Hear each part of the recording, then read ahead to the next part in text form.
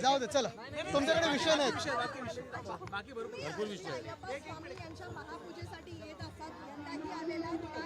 दरवर्षी इथे येतो, आपल्याला माहिती आहे वरळीत इथे श्री अप्पा महापूजा होते, आम्ही येत असतो आणि येऊन दर्शन घेतो बस, बाकी काही मागत नाही, काही मागत नाही. मी कधीही मंदिरात जातो तर कधीही काही मागत नाही, फक्त दर्शन घेतो तेवढंच. काय मागितलं राज्यासाठी, काय मागितलं? मी दर्शन घेतो कारण देव सगळं बघत असतो.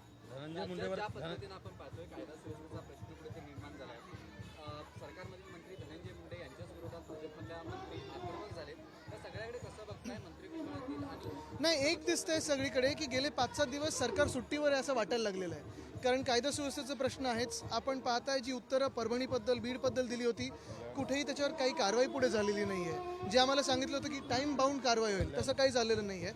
आणि एक आपण पाहताय साधारणपणे मुंबईत देखील पर्यावरणाचा जो ऱ्हास झालेला आहे, आपण पाहताय धूळ आहे हवेत, स्मॉग आहे, फॉग आहे, कोणाच काही माहिती नाही आहे आणि ह्याच्यावर उत्तर कुठूनही येत नाही आहे. तसंच पाण्याचा प्रश्न सगळीकडेच उद्भवलेला आहे. अनेक हाऊसिंग सोसायटीज असतील, चाळी असतील, तिथे पाणी अजून पोचत नाही आहे, जो प्रेशर असायला पाहिजे ते नाही आहे, पण उत्तर द्यायला कोणीच नाही आहे. गेल्या 20 दिवसापासून बीडमधला प्रश्न सुरू आहे. 20 दिवसांपासून बीडमधलं वातावरण पेटलेलं आहे. अद्यापही जो मुख्य आरोपी आहे, ज्याच्यावर सातत्यानं आरोप होत आहेत, टीका होते, तो वाल्मिककर अद्यापही फरार आहे. हे कशासाठी आणि हे कोणासाठी सगळं चाललंय, हा देखील एक प्रश्न येतो ना. कोणाला सरकार वाचवतं आणि कशाला सरकार वाचवतंय, काय नक्की सरकारची अडचण होणार आहे जर वाचवलं नाही तर? मुख्यमंत्र्यांनी या सगळ्या संदर्भात निवेदन केलं. 8-10 दिवस त्यालाही ओळखले, मात्र 8-10 दिवस की 2 आठवडे झालेत आता, पण अद्यापही कुठेही काही कारवाई दिसत नाही. बीड पूर्ण जिल्हा आपण पाहतोय संतप्त झालेला आहे, अस्थिर आहे आणि एक मनामध्ये शंका आहेच की नक्की हे सरकार कोणाचं आहे. कल्याणमध्ये जर बघितलं तर लहान मुलीवर अत्याचार झालेला आहे, त्याच्याबद्दल काय सांगतो? आता हेच तर मी सांगतो ना, सरकार सुट्टीवर गेलंय का? बीडची जर स्थिती पाहायला गेली तर प्रामुख्यानं बिहारसारखी अवस्था बीडमध्ये झाली असं सत्ताधारी आमदारच बोलू लागलेले आहेत. त्याकडे कसं बघताय तुम्ही? बीडसाठी आणि परभणीसाठी खरोखर हाऊसमध्ये जे दस साहेबांनी असेल किंवा आवड साहेबांनी असेल भाषण केलं ते ऐका, त्याच्यावर मुख्यमंत्र्यांनी जे उत्तर दिलं ते ऐका. त्या मिनिटाला मला वाटलं होतं की मुख्यमंत्री काहीतरी कारवाई करतील, पण अद्याप कुठेही काही कारवाई झालेली नाही आहे. नक्की सरकार कोणाला घाबरतं, कशासाठी हे सगळं लपाछुपी चालली आहे, ह्याचं उत्तर मिळालं पाहिजे की सरकार सुट्टीवर गेलंय. आदित्यजी, आपण पाहिलं असेल गेल्या काही दिवसांपासून भाजपच्या सत्ताधारीच पक्षामधल्या आमदारांनी जे वक्तव्य केलं, मला त्याच्यात जायचं नाही. मला वाटतं त्याच्यात असून मी तरी पूर्ण ती बातमी पाहिलेली नाही म्हणून मी त्याच्यावर काही बोलू शकत नाही.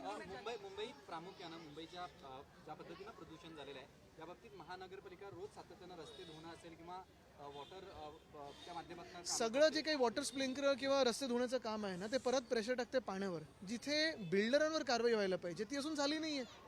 आणि हेच जे मी मागचे जे मिंदे सरकार होतं, जे बिल्डर कॉन्ट्रॅक्टरचं होतं, तसंच हे भाजपचं सरकार आहे का की काहीतरी वेगळं आहे, हे भाजपने दाखवणं आम्हाला गरजेचं आहे.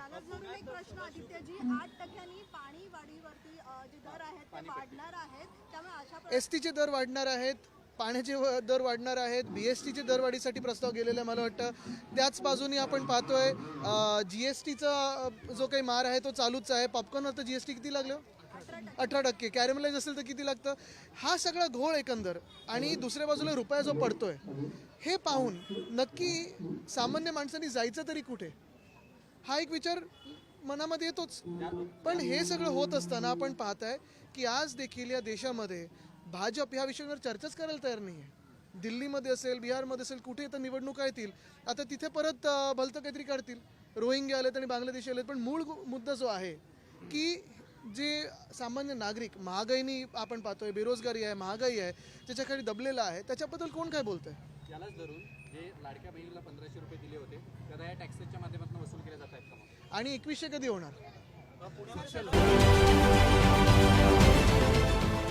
देश विदेशातील प्रत्येक घडामोडींचे लाईव्ह अपडेट मिळवण्यासाठी आता साम टीव्हीच्या सर्व सोशल मीडिया प्लॅटफॉर्मला लाईक, फॉलो आणि सबस्क्राईब करा. तसंच सर्व नोटिफिकेशनसाठी बेल आयकॉन प्रेस करायला विसरू नका.